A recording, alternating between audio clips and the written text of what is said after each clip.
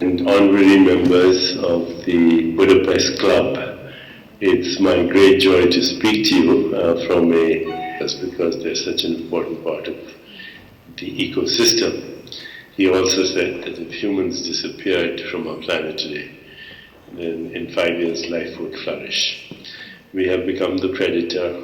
We are causing the extinction of other species with modern capacities such as nuclear weapons and the internet and many other things like drones and weapons of mechanized death.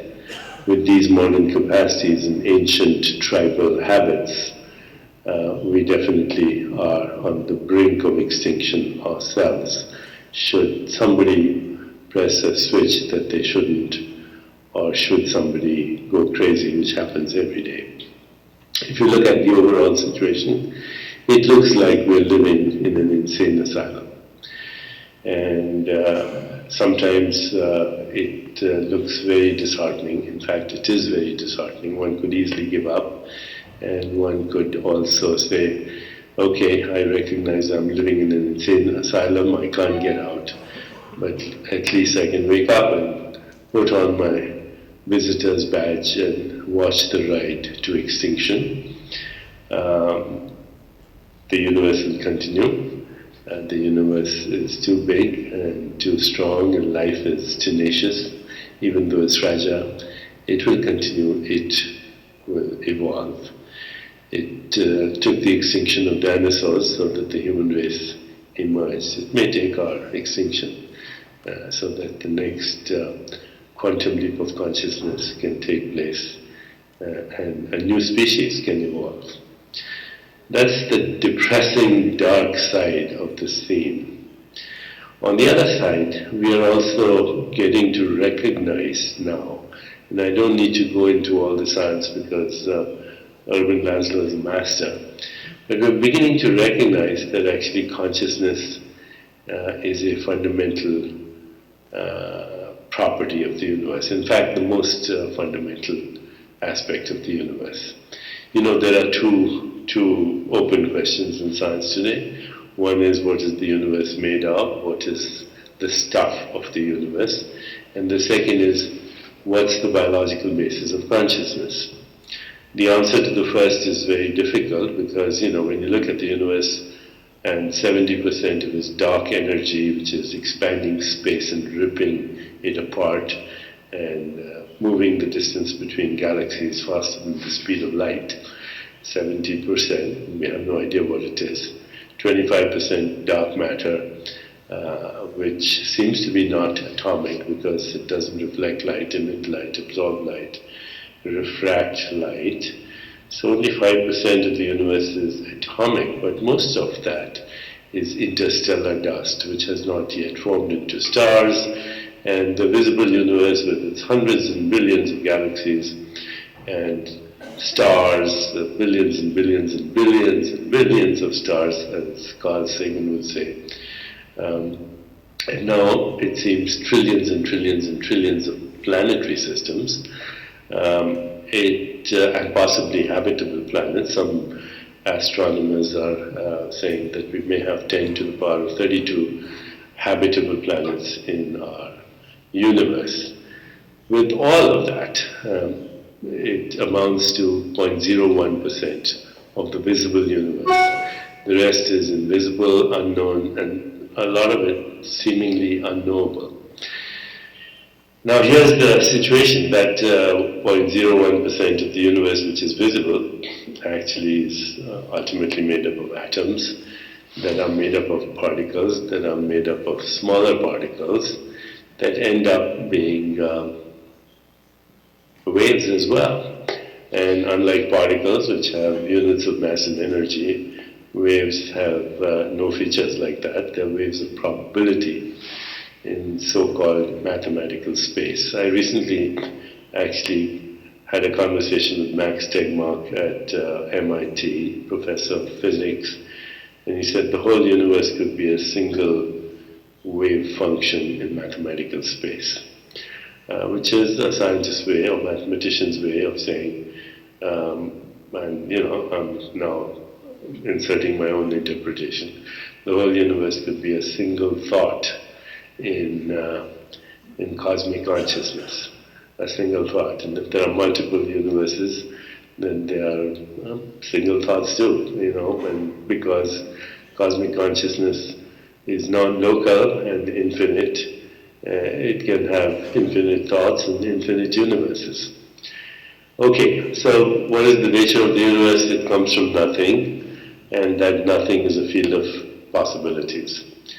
The second open question in science is really what is the biological basis of consciousness?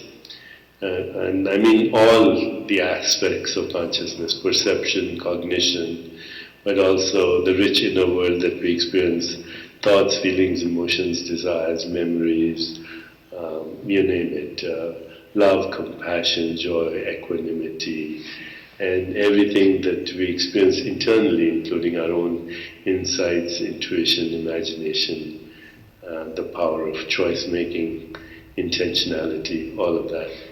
We have no idea how the brain produces that. How do photons coming to minds from distant stars, manufactured literally hundreds of millions of years ago, timeless photons, because photons don't experience time, as from their reference point, there's no time, because they're traveling at 300 kilometers per second. And how do they hit our eyes and send an electrical current to the brain, and we see a three-dimensional world evolving in time. In fact, the more I think about it, every act of perception converts quantum information into a classical world with objects evolving in time, a universe evolving in time. It's very mysterious, nor do we know the biological basis of any other aspect of consciousness. And this is, as you know, called the heart problem. And even though people can make neural correlates and look at the so-called NCC, neural correlates of consciousness, people can do experiments with ablation and stimulation and change aspects of our consciousness. That doesn't tell us what's really happening. I can interfere with the apparatus of a radio or television set or a CD for that matter, and do the same things that neuroscientists do to the brain, and I can change the program, I can change the experience that I have from the radio or the television set or the CD. It's not composing the music, it's merely receiving it and recording it in some way, possibly. So I think we need a top-down approach to the solution of the heart problem, which is that consciousness is fundamental.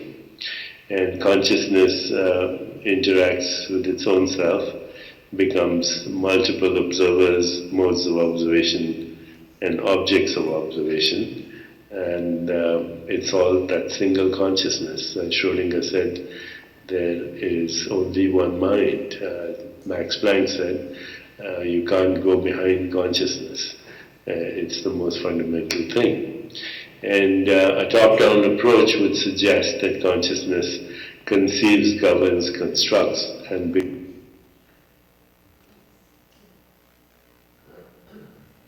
Dear friends and honorary members of the produces that. How do photons coming to minds from distant stars, manufactured literally hundreds of millions of years ago, timeless photons, because photons don't experience time, as from their reference point, there's no time, because they're traveling at 300 kilometers per second, and how do they hit our eyes and send an electrical current to the brain, and we see a three-dimensional world evolving in time. In fact, the more I think about it, every act of perception converts quantum information into a classical world with objects evolving in time, a universe evolving in time. It's very mysterious, nor do we know the biological basis of any other aspect of consciousness. And this is, as you know, called the heart problem. And even though people can make neural correlates and look at the so-called NCC, neural correlates of consciousness, people can do experiments with ablation and stimulation and change aspects of our consciousness.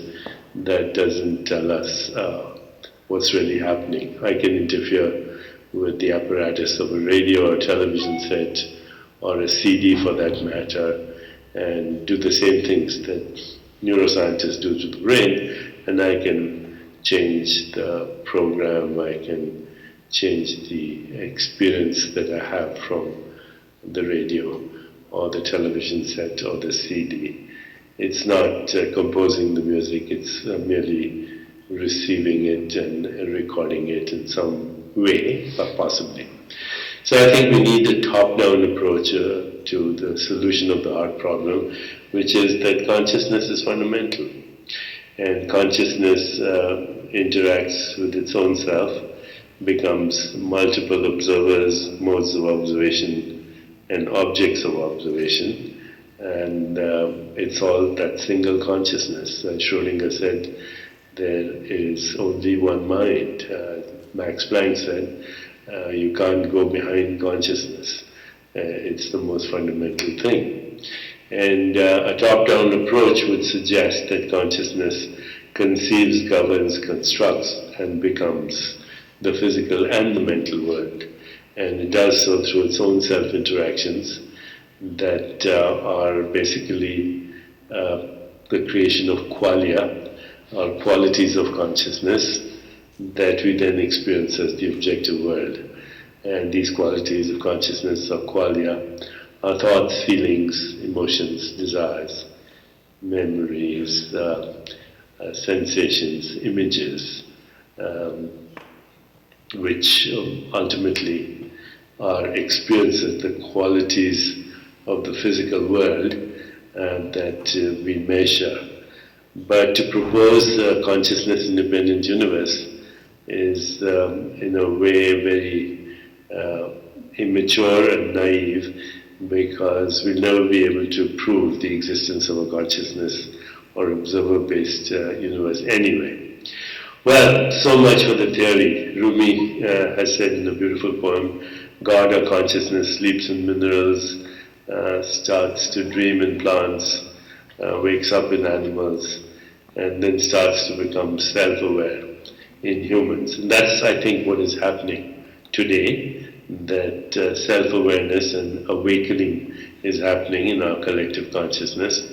And this can only be accelerated through all the new technologies we have, such as the internet. I'm speaking to you from, as I said, a dingy little hotel in Pittsburgh, thanks to our technology.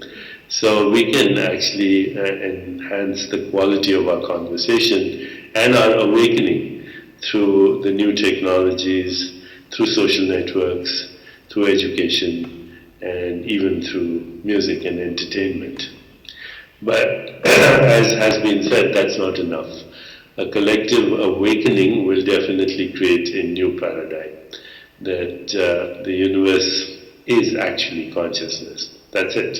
The universe is consciousness and its contents. Sensations, images, feelings, thoughts, and all the qualities. And it's evolving as well. And if anything interferes with that evolution, it will become extinct anyway. That's my feeling.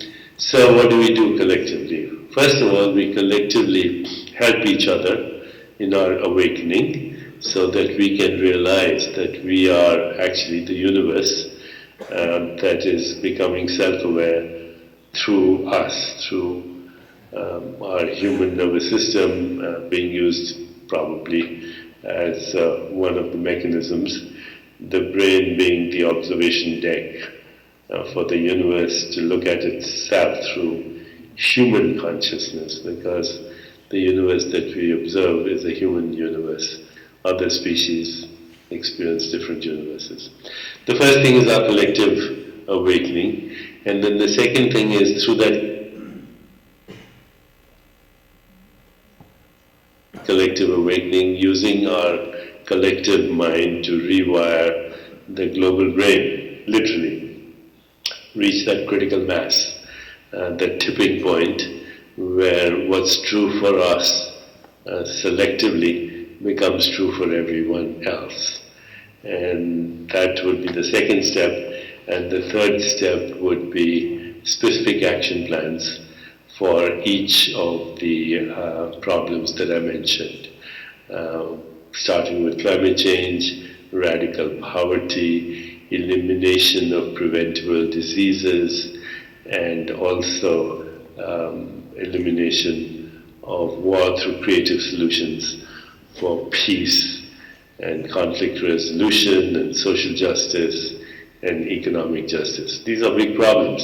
But I think groups such as the honorary members of the Budapest Club can achieve this through their collective awakening and also through what I call love in action. Love without action is meaningless, and action without love is irrelevant. But love in action, our collective